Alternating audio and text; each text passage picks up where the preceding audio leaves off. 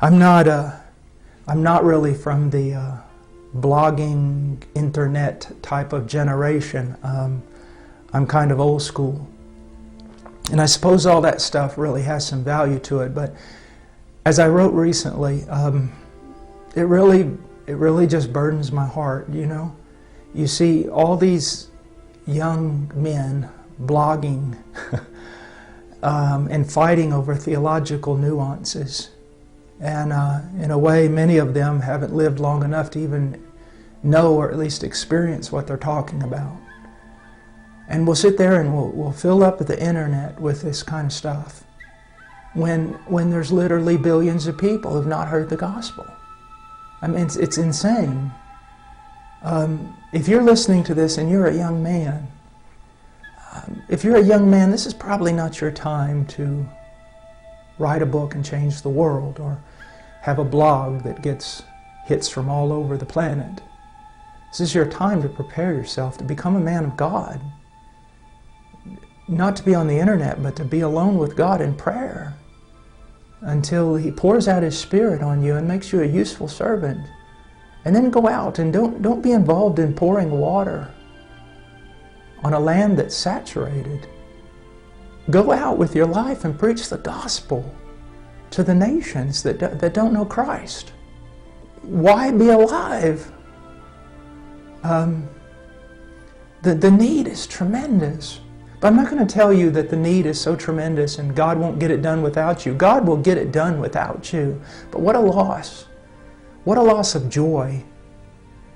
You know, I invite you to a life of just real sacrifice and a life of joy unspeakable and full of glory. Some of you young men, you need to think about this. You need to think about going out there and preaching the gospel, suffering for Christ and relishing that suffering. Now, I'm 49 years old and my body is broken into a million pieces. Like Robert Murray McShane said, you know, the Lord gave me a message and a horse, and I've killed the horse. And I feel that way, but I can tell you this, I'm glad. I'm glad. He's worth dying for, young men. And don't waste your life trying to be a theological expert to a bunch of people who already probably know more than you do.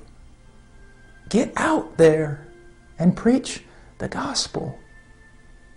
Go to the fields. Go to the places where it's dark.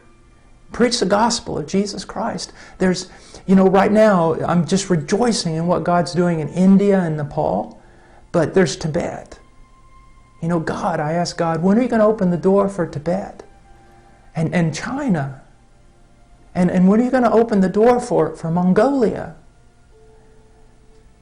A friend of mine out in California, an acquaintance of mine, Larry Pan, he has on his website or whatever, he said that he would rather be on the front lines preaching than jostling for prominence on the stage. Young men, go somewhere and die, that only God and hell will know your name. God because He loves you, and His Spirit is powerful upon you, and hell because hell hates you.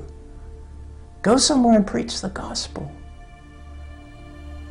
You know, I sometimes read the Puritans, and well, I like the Puritans a lot, and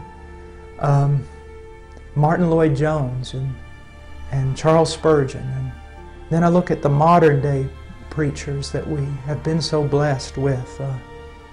You know, men like John MacArthur and John Piper and Joel Beakey, and so many brilliant men, Wayne Grudem, and all these men.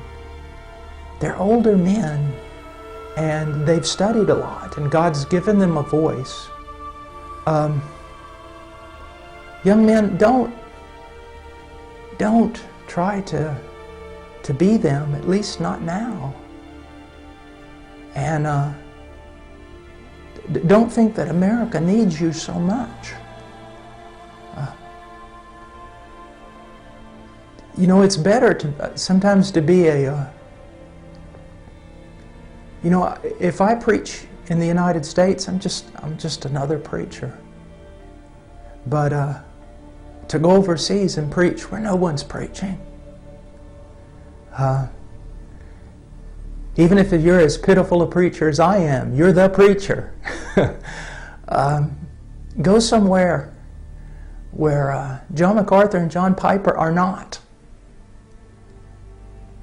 and preach the gospel, and pray, and intercede.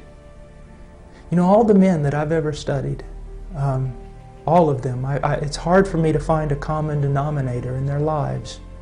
Some of them were more Calvinistic, others not. Some of them were well-known and seemed prosperous, and others seemed to die as martyrs and no one knew their name. They're all so different, but I found one thing in common, and that was their life of prayer. Prayer. Enduring, persevering prayer. You know, who cares about what man knows your name? You know, the question is, does God know your name? And secondly, does our arch enemy know your name? Does he hate you with a great hatred? Not because you're some well-known preacher, but because on your knees you fight him. On your knees you wrestle with him. You've grabbed hold.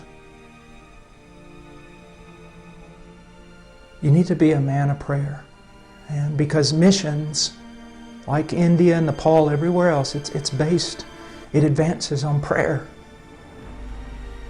You know, there's a few things that I've never heard. I've never heard an old man say that he wished he had spent less time with his wife and children. They always say the opposite. I've never met an old preacher who regretted spending too much time in prayer. But just about everyone I've ever met has regretted not spending enough time in prayer.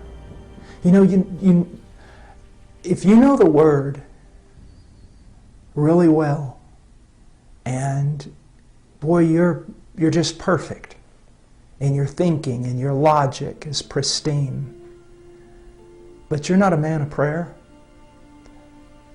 you're not worth 2 cents in the kingdom of heaven. You're just not worth 2 cents in the kingdom of heaven. You'll be full of a lot of knowledge and proud and no power. No power. And I pray that you would not jostle for prominence on America's stage. That you'd go and die somewhere for Christ, and that your name would be known in heaven. That you'd be a man of prayer. That you'd study deeply, not in order to preach to other brilliant men, but to preach properly to those who have never heard, and to pastors whom God has raised up in foreign lands who've never had the privilege of studying as you have had the privilege to study. Pray for Nepal and India and all the other countries of the world, that Christ's name will be great among the nations from the rising to the setting of the sun, and that he will receive the full reward for all his suffering. God bless you. Have a great day.